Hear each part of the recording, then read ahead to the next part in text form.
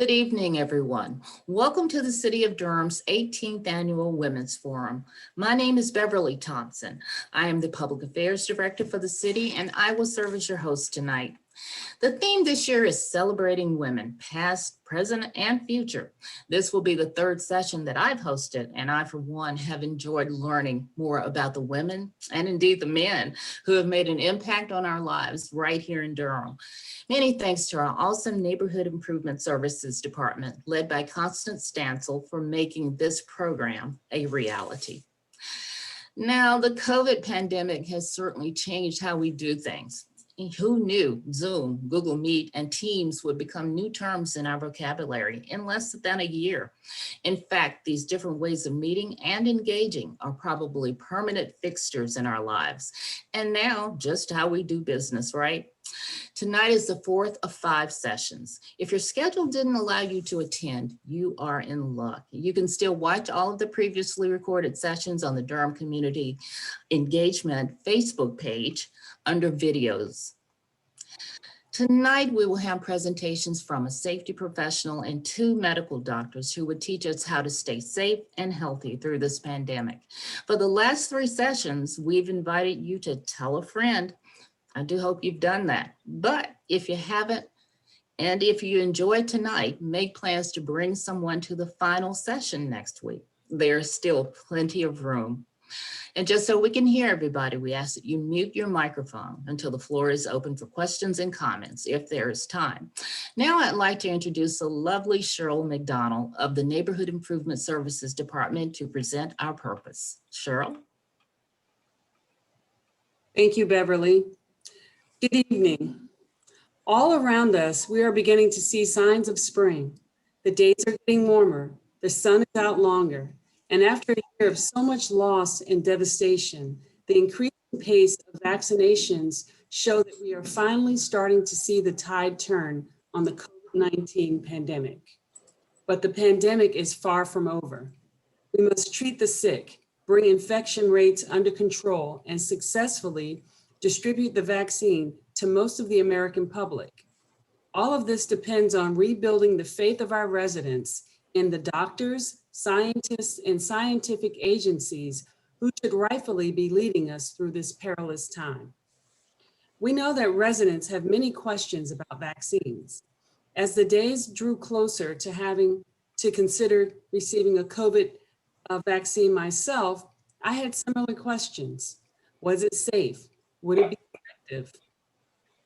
Could there be long-term side effects?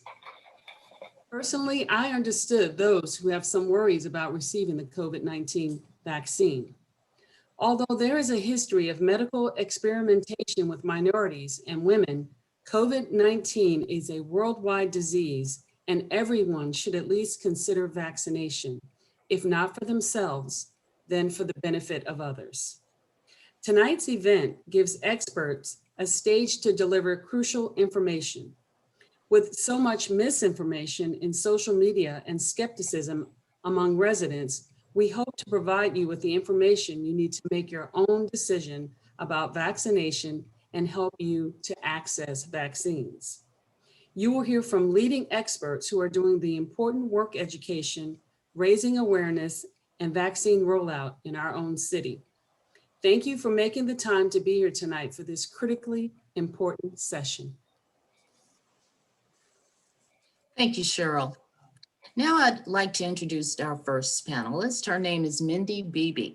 Mindy has worked for the City of Durham as an occupational safe and health analyst for 5 years.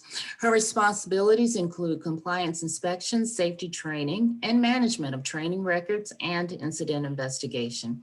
In other words, it has been her job to make sure all City of Durham employees make it home the way they came, in one piece, and healthy and safe. Prior to coming to work for the city, she worked for the pantry for 8 years, splitting her time between risk management and training. While in the training department, she developed training for food safety. Mindy holds a bachelor's in science and a master's in education. Mindy, welcome to the Women's Forum.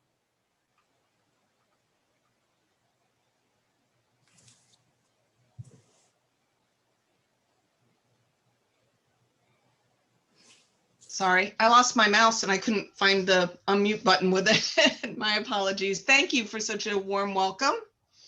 I'm going to share a little bit with you about why you're asked to do some of the things you're asked to do for COVID.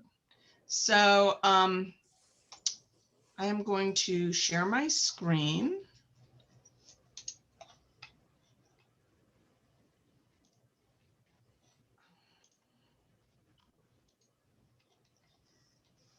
Okay, that didn't work.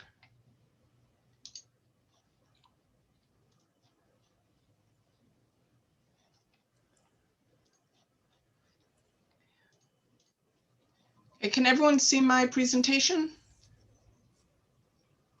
Yes. Is it showing? Yes. Okay, good. Just want to make sure it's popped up there. So since COVID-19 turned our world upside down just over a year ago, we've been hit with all kinds of recommendations about things that we should do to keep us safe. But we don't often get a why. They just tell us, do this. And we're left with, well, why should I do that? I'm going to try and answer some of those questions. I can't hit everything, but I'm going to try and hit some of the big ones, like why is soap better than hand sanitizer? And why should I stand 6 feet apart?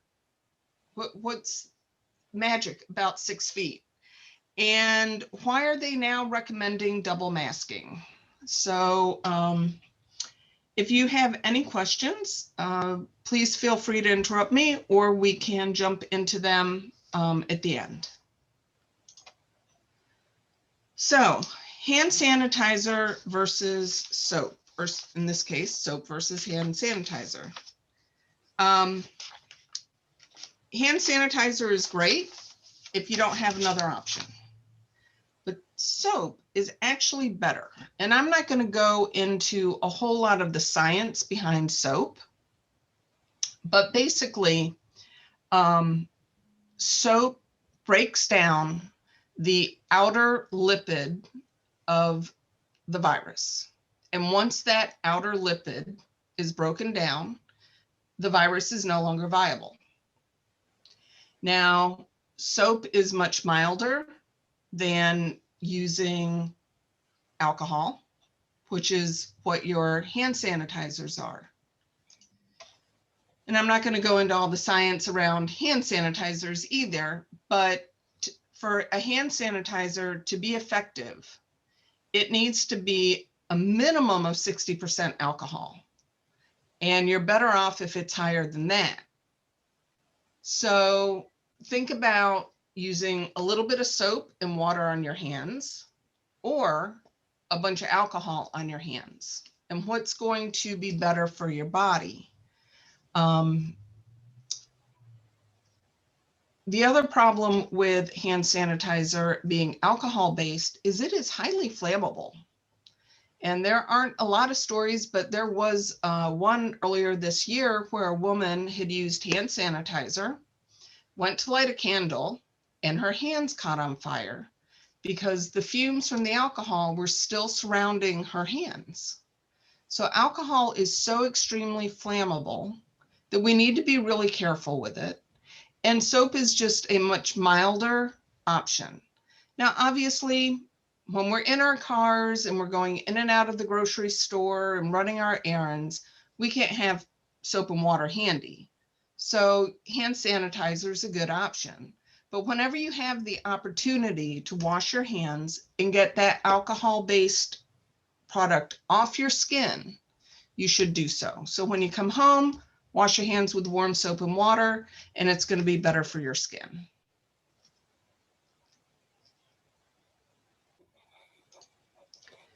So 6 feet apart, right? Social distance, social distance. Let's all stay 6 feet apart. But why 6 feet? And I think that's a really good question. The research that I've done has shown that when all this started, the scientists thought that the droplets that come from your mouth when we speak, laugh, sneeze, cough, etc., travel about 6 feet before gravity pulls them down. More and more research has been done, and they're showing that that may not be the case, that the aerosolization of those droplets actually spread more than 6 feet, especially the smaller droplets. So the smaller they are, the further out in a cloud they're going to go.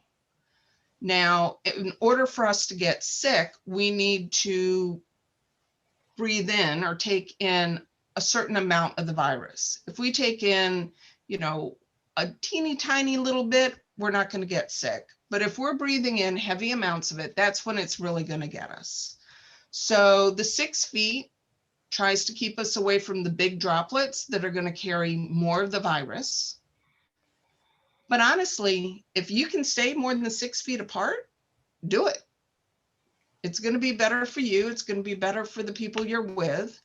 Masks help, right? Because they help keep that droplet cloud within the mask. And it helps you, if you're the mask wearer, from breathing some of them in because it filters both ways. But, 6 feet is a minimum. And if you can get more than 6 feet in there, go for it. And then double masking. So recently, hasn't been in the news so much in the last week or so, but they did start talking about double masking. And I've seen quite a bit of it out there. And I've seen all kinds of combinations. So I've seen 2 disposable masks on top of each other, or a disposable mask and a KN or a K95 on top of the disposable mask. And I've seen a cloth mask under a disposable mask, and all kinds of combinations out there. The point from my research of double masking is to increase the fit of your mask. So the disposable masks tend to gap at the sides and even sometimes under the chin. Now, a lot of the cloth masks tend to fit better on the sides and under the chin, but they don't have the wire nose piece. So by combining the 2, you now get the nose piece fit of your disposable mask and the side fit holding it down from your cloth mask. When the research was done on double masking, it was done specifically with a disposable mask on underneath a cloth mask. So that's the research that we're basing this off of. If you have a really good fitting cloth mask, that is 2 to 3 layers thick, you should be okay with that. If you don't have a face that fits masks well, and everybody's face shape is different, then you're probably better off going with the double masks. The wire over the nose is so important, and really try to use those when you can. And it doesn't just pinch at the top of your nose. Make sure you run your fingers down from the middle of the bridge of your nose all the way down the sides and under your eyes to the end of that wire. So you're really fitting it to the top of your cheeks, just under your eyes. And that's going to create the best seal. Disposable masks should be thrown away as soon as they get sweaty, dirty. And at the end of the day, that's not a mask that you're going to wear again tomorrow. That's a mask that's going to go in the trash and you're going to get a fresh one. Your cloth masks, you're going to want to take those off when you get home, put them in the laundry, wash your hands after you take your masks off, because whatever germs are on your mask, you've now transferred them onto your hands. So you want to make sure you wash your hands after you remove your mask, and make sure you use a fresh mask the next day. I think that's about it for the 3 topics I was going to cover. Are there any questions?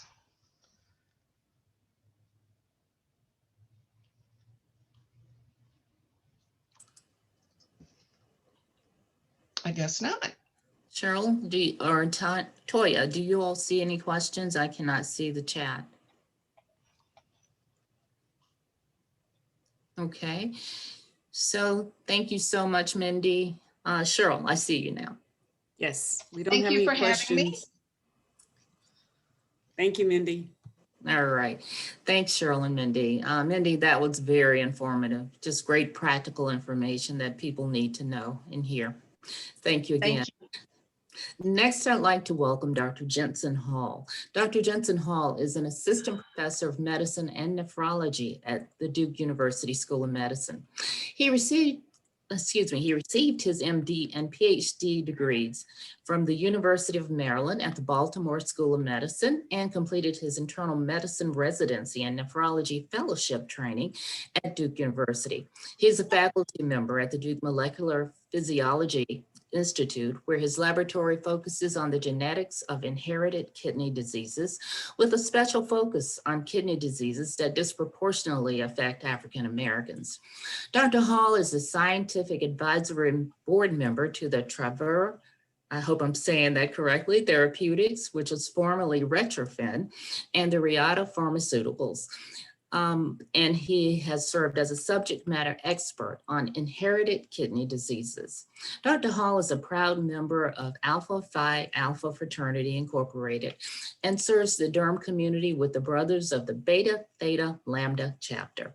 He is committed to the health and well-being of medically underserved populations and has served as an invited speaker on the topic of COVID-19 and vaccine hesitancy for several churches, community groups, and local government entities in Durham. Dr. Hall. Thank you. And thank you everyone for attending and for giving me this opportunity to share with you. I'm going to share a little bit about COVID, how it came to be, and the practical consequences of being infected with COVID. And then I'm going to turn it over to the capable hands of my colleague, Dr. Kello, who will be carrying the discussion a little bit further. Let me go ahead and share my screen with you. A couple disclaimers, probably for both of us, Dr. Kalu and I. The information around COVID and the biology of the disease actually are changing very rapidly. And so what we say today may not necessarily be true tomorrow or a week from now, as different agencies introduce new and more up-to-date information. Second thing is, I'm going to take you through a little bit of science. It's not meant to provoke any anxiety. In fact, really don't even pay attention to the words on the slide as much. Just follow me through, and I hope that it'll make sense in the end. All right, so let's see here. Okay, now do you have the presentation view or the presenter view? Presentation view. Excellent. Okay. All right.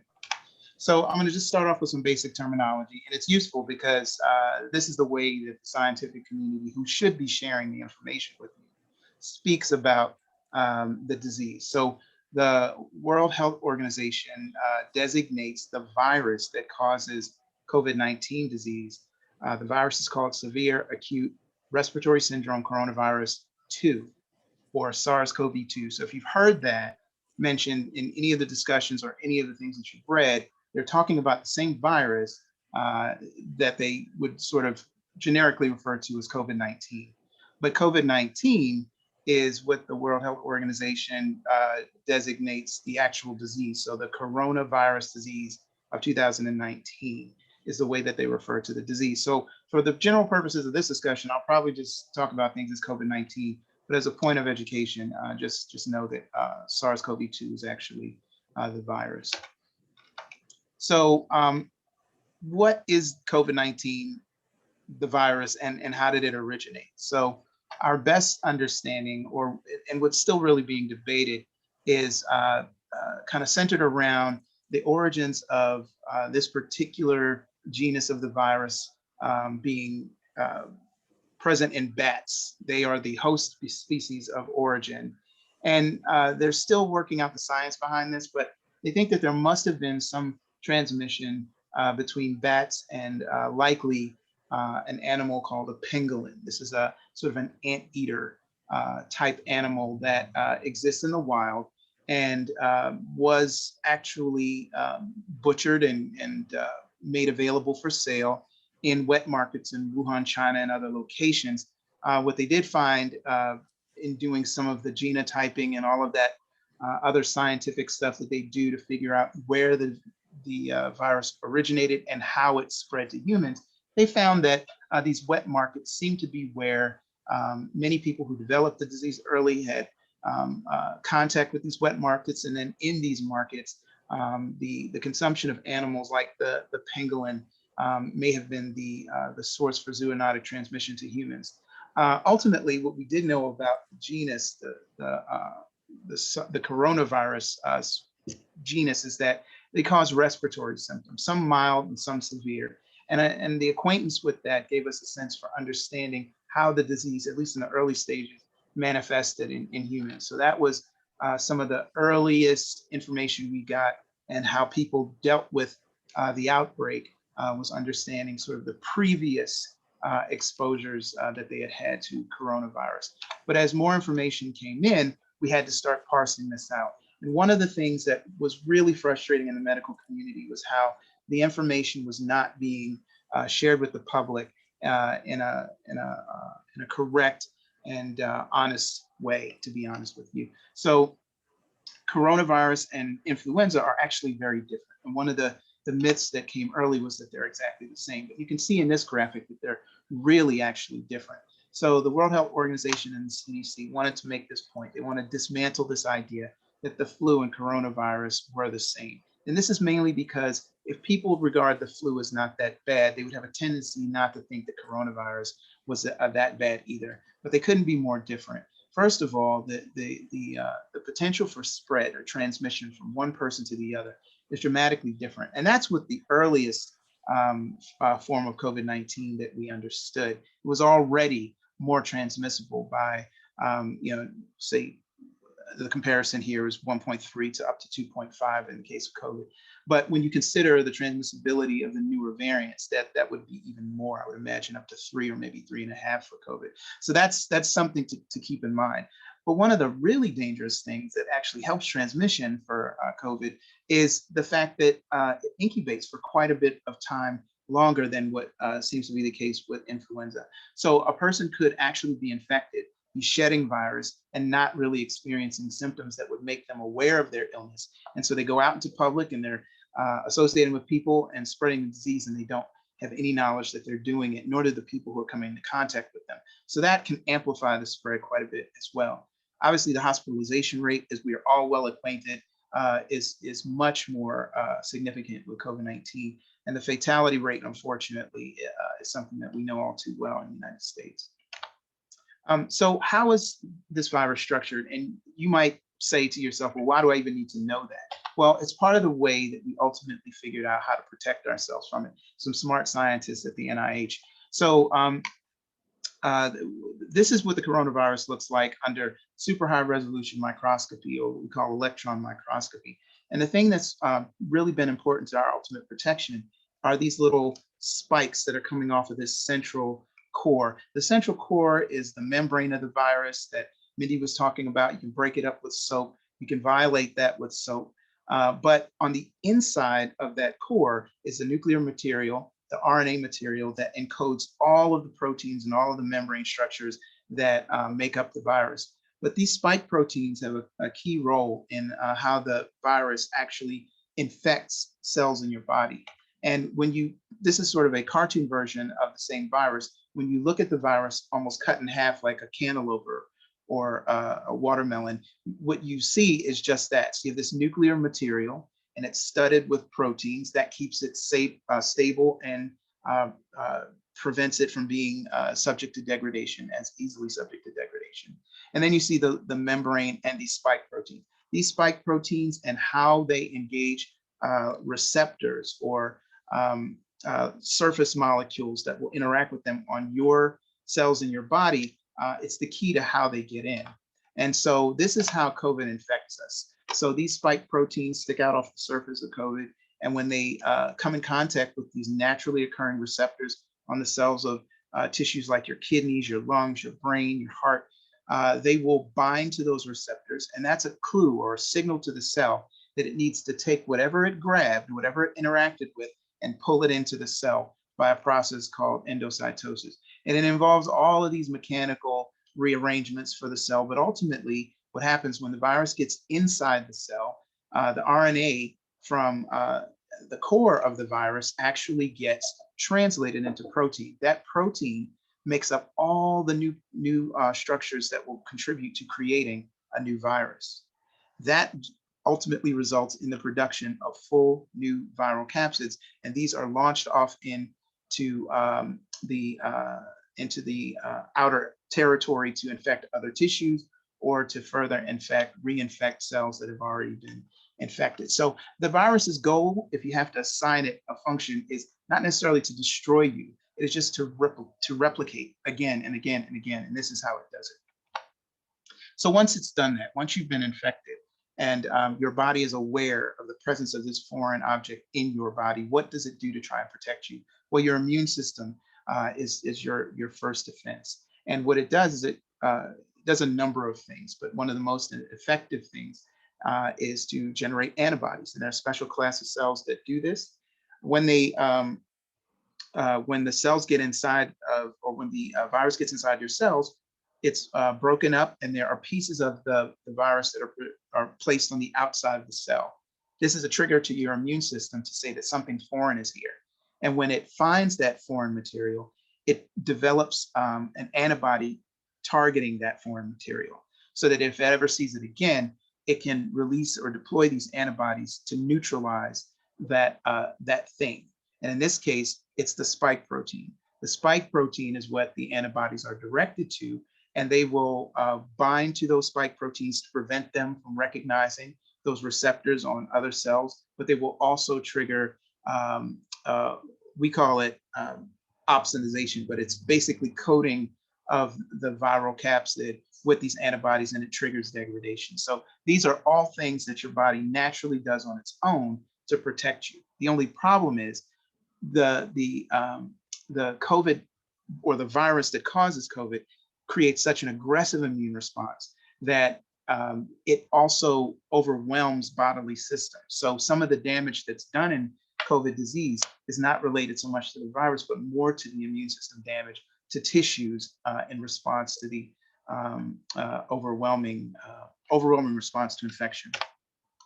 Okay, so how COVID affects our bodies? Well, we're all very aware it's a respiratory virus. So you're going to see things like coughing, fever, tiredness, all the things that you would commonly associate with an upper respiratory virus. But one of the symptom sets that has emerged with COVID seems to be a loss of taste and smell. And that, although probably not entirely unique to COVID disease, it's certainly a marker that has been recognized as somewhat distinctive.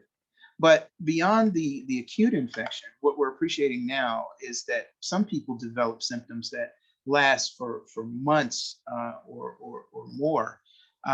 Symptoms that can be neurologic, that can be respiratory, can be related to kidney dysfunction, even cardiac problems. So it's not a small thing to get COVID, and it may not be a circumstance for you if you get infected, like you've experienced in the past with a cold or with the flu, where it comes, it stays, you're miserable for a while, and then it goes away.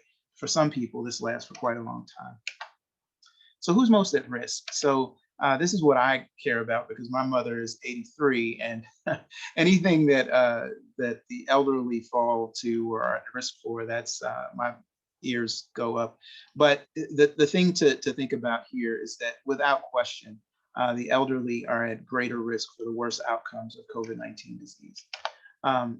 If you have conditions that pre-existing conditions that could cause you to be at greater risk, any of these: cardiovascular disease, diabetes, chronic respiratory disease, hypertension, cancer, any of the other things that increase your risk, you especially want to do all that you can to protect yourself, because you are more vulnerable to the worst outcomes than would be a normal, healthy person without any of these other problems. But, of course, you have to address the consideration of race here too, for a variety of reasons, mostly related to the history of this country and how things have created vulnerability in certain populations. you have to look at the racial breakdown. And as it relates to death, hospitalizations, and all of the other severe consequences of COVID-19 disease, African Americans, not unusually, are the group that seems to be suffering the most in all of this. And as we get further and further away from the event, the year of this infection that is running through the country, we will see more and more detail the impact. But the first look at it suggests a pattern that we know all too well. Okay, I will turn it over to Dr. Kolu at this time, but I will be available for questions at the end if we do have time. Thank you. Thank you so much. I think I will jump right in. I'm not sure if there was supposed to be an introduction, hence my pause.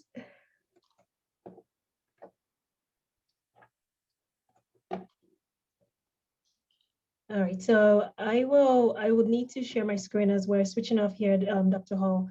If you could just stop sharing, I can go ahead and share. Wonderful. Thank you for the layup. It's a basketball type of week with all the March Madness, and between you and Mindy, I think you've covered a lot of the earlier slides. So my name is Ibukun Akinboyo. I'm one of the infectious disease physicians at Duke. Disclosures with some consulting fees, but nothing to do with vaccines.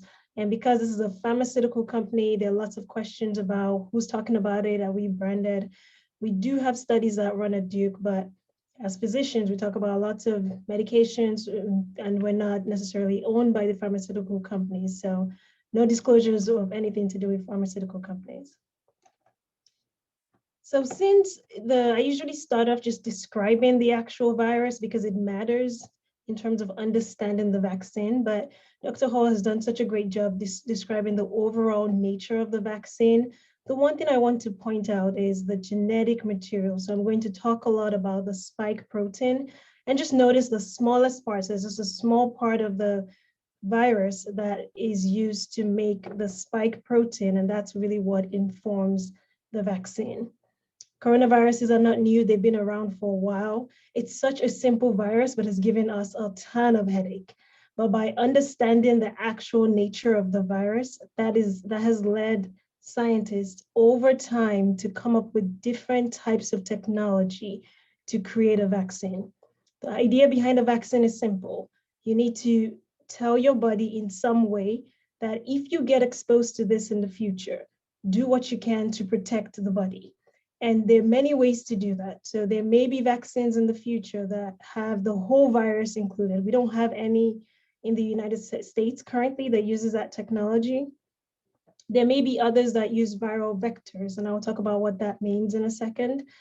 Others use genetic parts of the virus, and those have been the ones that are most discussed because they are mRNA, so genetic components of the virus that leads to a vaccine. And there are many others. This is just a nice pictograph to look at all of those things. So how do mRNA vaccines work? The mRNA vaccines, the terms you've probably heard are the companies that make them. So the mRNA vaccines, for example, made by Pfizer or Moderna. So Pfizer and Moderna make mRNA vaccines. The genetic material called the mRNA is inserted into a buffer of some sort, injected into our muscles, and it tells our bodies, just a list of instructions, tells your body, make that protection, make the antibody. So if you see COVID-19 again, you can protect us. Since this is mRNA technology, it doesn't have live vaccine. It doesn't give you the infection. It actually can't because it's not the whole virus. And as with other things, it's a list of instruction that comes in and self-destructs, so to speak. Your body destroys it as soon as it's done. So it doesn't insert into your DNA. It doesn't change anything in your cell other than just triggering the cascade that leads to antibody production. So what about adenovirus vector vaccines? And for those that are paying attention, this is the newer one. So the mRNA vaccines were authorized first, and then Johnson & Johnson or Jensen came out with the adenovirus vector vaccine. And this is still simply using the instruction for the spike protein, but it happens to have almost, the term says here, a messenger with it. Adenoviruses are fairly common, so our bodies have seen these before. These are inactivated viruses, so they do not cause infection in human beings, and they just bring the message in and tells your body start the production of antibodies. We know they work. They've been used for other things like Ebola and Zika. The Zika one wasn't as successful, but this technology has been successfully used to create an Ebola vaccine that has already been in trials. So at the risk of going back to the company names, mRNA vaccines, I'll refer to them as the Pfizer Moderna ones, Johnson & Johnson adenovirus vector vaccine, ultimate goal, make protective antibodies. So in the end, they're all doing the same thing. So I get a lot of questions about what's actually in the vaccines. People understand the technology, or at least have a sense of the technology, but what are the other things? And when you look at the details that have been publicly released, the great thing is a lot of these companies have bent over backwards to push the information out there because there have been so many questions along the way. These are ingredients you may find in your kitchen. So there's some salts, there's sugars, there are buffers, and there's some stabilizing agents that are needed because you're freezing liquids, you're defrosting, and you're trying to inject it to ensure that it actually retains the activity that it needs to have. There's some things I bolded on my left looking at the screen in the list. And the two items, these are very specific items, polyethylene glycol and polysorbate. If you are allergic to those two items, these are so specific that you will know.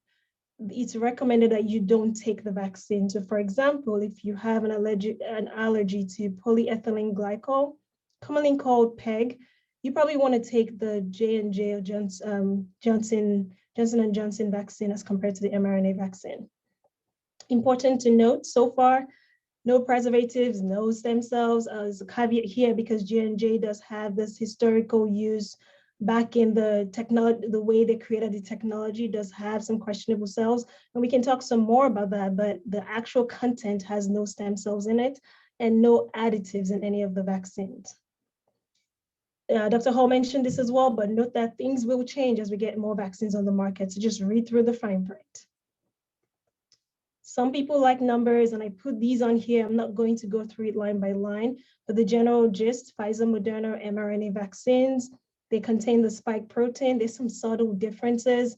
Moderna, if you look at what's in red, Moderna is stored at a warmer temperature. And so they put it in a longer list of instructions, so a few more antigen particles so it doesn't break down. J&J, Johnson & Johnson, slightly different, uses the recombinant adenovirus. It's inactivated. Also just makes the spike protein. And the advantage here is that it can be stored at warmer temperatures. It can be moved. We can take it to rural areas. We can put it in a mobile truck that's vaccinating people, and it's one dose. They may recommend an additional dose later, time will tell. And then there's some differences in that percent. We talk a lot about efficacy and what that means in this case. Note that we may be comparing apples to oranges because the vaccine trials occurred at different times. So potentially Johnson & Johnson may be better served, it may better serve us because they tested it at a time when variants were spreading. But the efficacy in their trial was slightly lower for moderate to severe disease as compared to Moderna and Pfizer. My take home here, all of them work well, all of them protect against infection, and all of them protect against going into the hospital if you're infected or death from the infection. There are more specific numbers of efficacy. If you look closely at the data, this is Pfizer and Moderna, it doesn't mean that if you got vaccinated, the numbers in the trial are zero. So no one gets infected. It's just that it's a lot smaller, and importantly, it reduces spread. Less people infected, less likely to spread. We can start to slowly get back to some version of normal over time. Just thinking, I think I went too far. So why do we think vaccinations work? And this is what I was alluding to. As you look at this group, as you look at sort of the pool here, if you have one person vaccinated, and that's all it takes, if you have healthy people that are vaccinated and can create antibodies, focus on what happens when you introduce an infection into a pool. If people are not vaccinated, it spreads. If people are vaccinated, even if someone is infected and for whatever reason, say for example, they're not masking properly, they cough on something or they cough in a place where you have to be, such as the grocery store, and you are vaccinated, it protects you. The more people we have vaccinated, the sooner we can get out of this. People have tried to figure out the estimate. So how many people do we need? What proportion of our society do we need to be vaccinated? Some have suggested 70%, but honestly, I don't think we know. The more we get vaccinated, the better it will be. The encouraging thing is we're also starting to get real life data on all of this. And this is looking at healthcare workers in a Texas hospital that got vaccinated. The great thing is over time, as they look at those that got infected, we're seeing multiple fold reduction in those that are fully vaccinated. I will point out sort of the middle bar there where if you're partially vaccinated, you're in between your first and second doses, there's still a chance that you could get infected. And even if you're fully vaccinated, there's a small chance, but that chance goes down dramatically as you reach your fully vaccinated status. As a reminder, that's 2 weeks after your second dose for the 2-dose series, or 2 weeks after your single dose if you get Johnson & Johnson. It's not just protecting you. We know the vaccines work for some reason. This is not working as intended, but the goal here is just to show that while we carry a ton of viruses in our throat or our nasopharynx, if you get vaccinated, if afterwards, it reduces the number of viral particles you have in your throat, even if you get infected. And that's what has led to the CDC changing their recommendations for vaccinated people. Pay attention to what the CDC is saying. It's not that we can stop doing everything. It's just that you can carefully start to open up your bubble to other vaccinated people, or potentially, if you are meeting with unvaccinated people, try and do it outdoors, keep your mask on, keep the gathering small until we get more people vaccinated. We don't know what that percent is, but we will get there. Yeah, so the animation was a little off there. What are side effects? I'm just going to spend about a minute on this.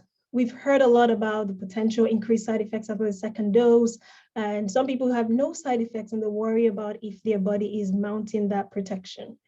Side effects vary, they vary according to age, but there's really no major characteristic that would mean you are more likely to get side effects as compared to someone else. All of them may cause some pain at the site. Some, you may have headaches, maybe some tiredness. Some people do get fevers and feel really tired for a few days, but ultimately it should only last a few days and you should get better. Rarely there's some severe side effects, and both Pfizer and Moderna have been distributed for longer. So we have a lot more articles talking about the variety of side effects. If you are worried, please call a provider so you can review your side effects. As far as I can tell, all of the data shows that these should resolve fairly quickly. You don't just have to trust us. So the CDC is doing a lot of work to monitor vaccine safety. There's standardized ways that have existed even prior to the pandemic that exist for us to submit information, to monitor vaccine safety, and to ensure that it's not, that if something is occurring, it's related to the vaccine and it's not just sort of coincidental, because now you're monitoring millions of people and they continue to monitor that. Another group that has a ton of questions, all valid, are those that have allergies. And people are worried, if I already have allergies, if I get this vaccine, as we're learning about it, am I at risk for worsening allergies? Or a lot of people having severe allergic reactions. Again, we're learning more and more each day, but overall, this was a study just looking at Pfizer and Moderna. There are very few events of severe allergic reaction. That may be more of a terminology thing. So if it's severe, it means you have to use your EpiPen or you need additional care. And when they reviewed these cases, it tended to be people that were older or already had a known history of an allergy. So if you do, please talk to your provider before you schedule or get your vaccine. And then my last point is just about COVID-19 variants. We know the virus changes over time. That's exactly what viruses do. And the numbers can be concerning. So this is the CDC's brief table from about 2 months ago. North Carolina also reported the first case, and then just look at the massive change that has happened since then. We're seeing more variant spread. The more we see this infection spread, remember the virus' only job is to replicate. If it replicates, it will make a mistake and then can create variants. The CDC is trying to stay ahead of this, and it's monitoring the variants, where they're showing up, and continue to encourage standard precautions, which include wearing your mask, having some distance, and avoiding large crowds. I think the take home here is variants are common. It's almost similar to viral lottery, and you don't want to, this is not a lottery you want to win. Recently described variants have many mutations, and they may miss some of our tests, but the variants do not mutate against masking. Masking still works, and some vaccines, particularly data from Johnson & Johnson, suggests that the vaccines can protect against some of the variants. And I'll leave it there. This is probably my last slide, and see if we can address some of the questions. Okay, now we didn't get a chance to introduce Dr. Kalu, and let me do that really quickly. I need to let you know that she is an assistant professor of pediatrics in the Division of Pediatric Infectious Diseases at Duke University Hospital, and she's also the medical director for pediatric infection prevention. She earned her medical degree from Sidney Kimmel Medical Center of Thomas Jefferson University. She also completed her pediatrics residency and pediatrics infectious disease fellowships at the Johns Hopkins University. Her research efforts are centered on the outbreak of investigations and surveillance techniques in resource-limited settings. Her ongoing efforts in mitigating community spread of COVID-19 has culminated in a medical expert role on the inaugural Durham Recovery and Renewal Task Force, which focused on comprehensively working with state, public health officials, government officials, local health systems, businesses, and community leaders to ensure a well-coordinated reopening response.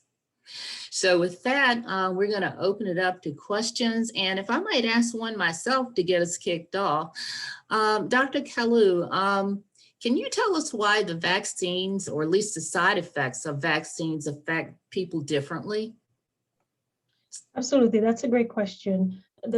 We don't know why actually it does, but we know that vaccines historically do. So you and I can get the exact same vaccine, and I may have a fever and you may be completely fine. And that just has to do with how our immune systems read the instructions and generate that protection. It doesn't mean it's not working well or overworking, it's just doing what it's intended. And as we think through our own specific health histories, it's important to talk with a provider that knows you so you can walk through what you need to do when you get your vaccine. So there's no truth to the saying that we heard from some people. They say that, well, the more serious your side effects, it means your body's really working to fight off the virus, and you probably won't be, as affected by the virus if you happen to be exposed to it rather. It made me feel better to tell myself that. Okay. Cheryl, I'll open it up to you if you want to start the questions, or I can do that. Sure, I'll help with the questions, Beverly. Okay. Renita Julian asks, can the disease be spread from humans to pets and/or pets to humans?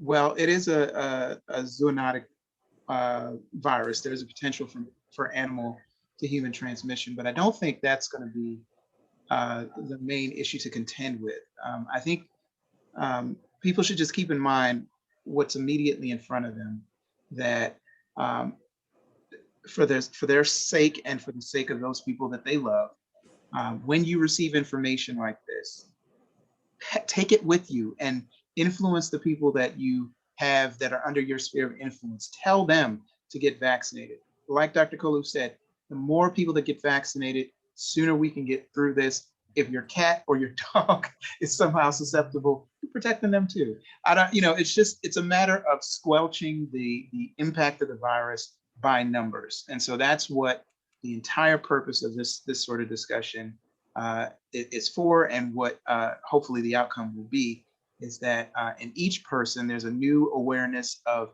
what has gone into the science, how thoughtful it is, how purposeful it is, and how safe it is, and that the vaccine effort can be trusted going forward to help deal with this disease. Thank you, Dr. Hall. We have another question. Do you think July 4th is a reasonable date for small family gatherings and celebrations? You can try to address that, particularly if you're including vaccinated people. It's hard to pick a date. I see it on the news just remember last year, every time someone picked a date, they were proven wrong. But I think in general, even this weekend, keeping groups small and vaccinated, and maybe only one household at a time, should be safe. I wouldn't necessarily say I expect things will be better by July 4th as we get more people vaccinated, but I wouldn't say that it changes what we are recommending today. Even in a couple of months, keep your gathering small if you can. Mm-hmm. Thank you, Dr. Kalu. Another question, if the whole world was vaccinated tomorrow, will COVID-19 cases still continue? And could COVID-19 mutate to another resistant variant once everyone has been vaccinated? Go ahead, Dr. Kalu. It's a good question in theory. Even without vaccines, looking at places like New Zealand and Australia, we know that you can get to a point where COVID-19 is no longer spreading, and you could eliminate it from your immediate community. So if everyone's vaccinated and the vaccines protect against the specific strain that's spreading, in theory, you could eliminate COVID. Viruses need us to replicate. If they get into us, they're happy because they can continue to mutate. They don't proofread. So we can do this even without vaccines, but vaccines are our ace in the hole. In that perfect scenario, yes, we could get there, but the virus can continue to mutate. So we just have to stay ahead of it, either with masking or with newer vaccines. Thank you. And I think we have time for maybe one more question. And that is, should we be concerned with so many people attending spring break and bringing the virus back home? Will it impact people that are vaccinated? Yeah, I think so. We are actually making quite a bit of progress in the number of people who are at least initiating a vaccine sequence or getting vaccinated per day. So that's it's encouraging to see that much participation. But for those people who are going to be in mass gatherings, they are and have not been vaccinated, they expose themselves to the risk. And of course, they don't live in these places where they vacation. They return home and they bring that exposure with them. And so, yes, you could still see spikes. The hope would be that the spikes would not be as broad because so many people have been vaccinated, but you have to account for the risk. So we're hoping that before spring break gets kicked off in full and the traveling begins, that we can get enough vaccination done to provide sufficient protection. Thank you, Dr. Hall. We do have one more question that I'd like to get answered if possible. If you are fully vaccinated, can you still be a carrier of the virus and spread it? Yes, that was the one slide where my animation didn't seem to quite work. But the point I was making is that, yes, there is a much smaller chance that if you get infected, you could spread, but that chance reduces significantly. They were less worried about that happening. The number of viruses that are in your throat, if you do get infected, goes down enough that even if you're coughing without a mask, you may not spread it. And we've seen that in real life data, looking at healthcare workers, looking at data from Israel. Keep in mind, the goal of vaccines is that you wouldn't even get infected to start with. And we see that also happening.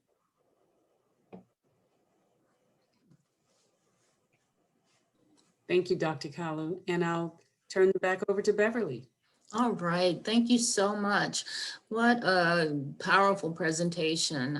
Just so much valuable information. That does it for tonight's session on COVID-19 and how you can protect your health as well as the health of someone you love. Thank you so much for engaging tonight, and we hope to see you at our final session next Tuesday at 6 p.m. when our topic will be finance. Thank you so much for joining us, and have a great week. Thank you, doctors. Thank you, Beverly and Mindy. Good job. You're welcome. Thank you.